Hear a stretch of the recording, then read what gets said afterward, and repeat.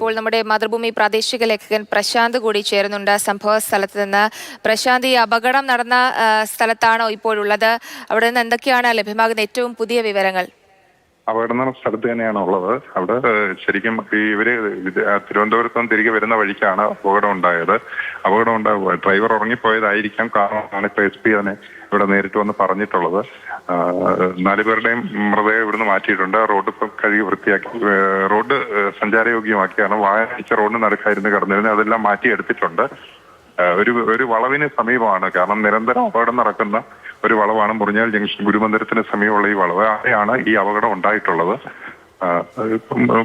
Police ഉൾപ്പെടെയുള്ളവര് സ്ഥലത്ത് വണ്ടി മാറ്റുന്ന ക്രമീകരണങ്ങൾ ചെയ്തുകൊണ്ടിരിക്കുകയാണ് ഇവിടെ.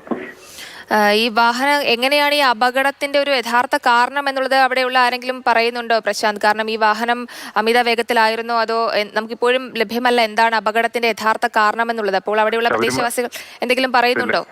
തെലങ്കാനയിൽ നിന്ന് ഹൈദരാബാദിൽ നിന്ന് വന്ന അയ്യപ്പന്മാര് ശബരിമല ദർശനം കഴിഞ്ഞ് തിരിച്ചു വരുന്ന വണ്ടിയിലേക്ക് വാഹനം വന്ന് ഇടിക്കുകയായിരുന്നു, കാറ് വന്ന് ഇടിക്കുകയായിരുന്നു എന്നാണ് സമീപത്തുള്ളവർ പറയുന്നത്. കാരണം വാഹനം റോങ് സൈഡിലാണ് വന്ന് ഇടിച്ച് കിടക്കുന്നത്, കാർ റോങ് സൈഡിലാണ് വന്ന് കിടക്കുന്നത്.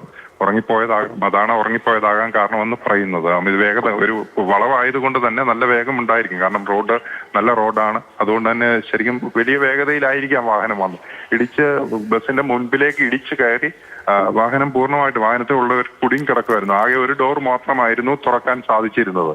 അതിൽ നിന്ന് ഈ 3 പേരെയും വാഹനം വെട്ടിപ്പൊളിച്ച് തന്നെയാണ് പുറത്തെടുത്തത്. അതിൽ അനു എന്ന് പറയുന്ന പെൺകുട്ടിക്ക് ഇതിൽ നിന്ന് പുറത്തെടുക്കുമ്പോൾ ജീവൻ ഉണ്ടായിരുന്നു. പക്ഷെ ഹോസ്പിറ്റലിലേക്ക് കൊണ്ടുപോകുന്ന വഴിയാണ് അനു മരണപ്പെട്ടിട്ടുള്ളത്. കാറിൽ ബാക്കിയുള്ള 3 പേരും സംഭവ സ്ഥലത്ത് വെച്ച് തന്നെ മരിച്ചു. അനുവിനെ മുത്തൂറ്റ് ആശുപത്രിയിലേക്ക് കൊണ്ടുപോയി എന്നാണ് അറിയാൻ കഴിയുന്നത്, അല്ലേ പ്രശാന്ത്? അതെ. ഹോസ്പിറ്റലിലേക്ക് കൊണ്ടുപോകുന്ന വഴിയാണ് അനു മരിച്ചത്.